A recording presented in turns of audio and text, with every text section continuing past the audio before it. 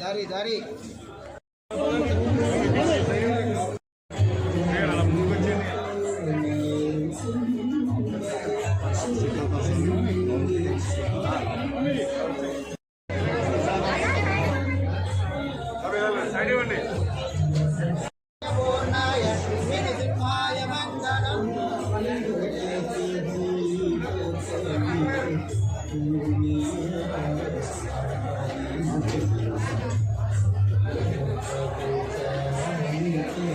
కోటి ఏకాదశి ఈ భారతదేశంలో వచ్చింది అంటే ప్రతి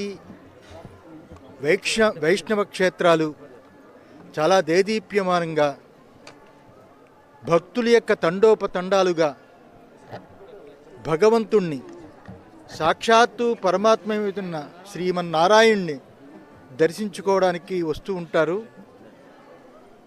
అందులో భాగంగా మన రాష్ట్రంలో, ఆంధ్ర రాష్ట్రంలో అటు తిరుమల తిరుపతి వెంకన్న స్వామి, ఇటు ఉత్తరాంధ్రలో అప్పన్న స్వామి చాలా శక్తివంతమైన క్షేత్రాలు. ఈరోజు ముక్కోటి ఏకాదశి సందర్భంగా ఉత్తర ద్వార దర్శనం చాలా బ్రహ్మాండంగా ఇక్కడ ఏర్పాటు చేశారు. రెగ్యులర్ ఈవో లేకపోయినా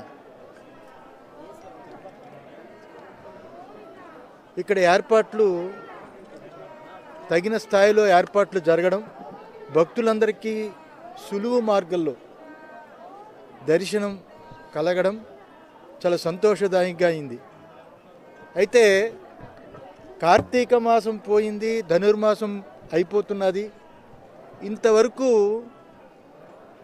ఈవోను వేయలేదు. ఈవో చాలా అత్యవసరం. రెగ్యులర్ ఈవో ఉండాలి. ఎందువల్లంటే ఏ క్షేత్రానికి లేని భూములు ఒక్క సింహాద్రి అప్పన్న బాబుకి మాత్రమే ఉన్నాయి.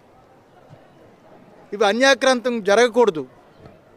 భూములు కాపాడాలి. భూములు కాపాడాలి అంటే ఏ ఐఏఎస్ అధికారినో ఎవరినో తెచ్చి వేసి భూముల కోసమే కాపలాదారుడిగా ఉండడం కూడా మంచిది కాదు. ఎందువల్లంటే నిత్యం ధూపదీప నైవేద్యాలతో దేదీప్యమానంగా వెలుగొందుతున్న ఈ దేవస్థానానికి ఒక దైవ చింతన, ఒక ధార్మికమైన భావజాలం, ఆ రకంగానే హిందూ దేవాలయాల యొక్క సంప్రదాయాన్ని తెలిసిన వాళ్ళు, అలాంటి వాళ్ళు వచ్చి భూములు కాపాడాలి, స్వామి యొక్క కైంకర్యాలు కూడా అద్భుతంగా జరగాలి. అదే ఈరోజు ముక్కోటి ఏకాదశి సందర్భంగా అప్పన్న స్వామిని మొక్కుకున్నా. దేవాలయము, ధూపదీప నైవేద్యాలు దివ్యంగా జరగాలి, భూములు కూడా కాపాడబడాలి, అన్యాక్రాంతం కాకూడదు అని మనసారా మంచి ఈవో వచ్చి దీనిని పరిరక్షణ చెయ్యాలని మనసారా ఆయన్ని ప్రార్థిస్తూ ఈరోజు ముక్కోటి ఏకాదశి దర్శనం చేసుకుని బయలుదేరుతున్నాం.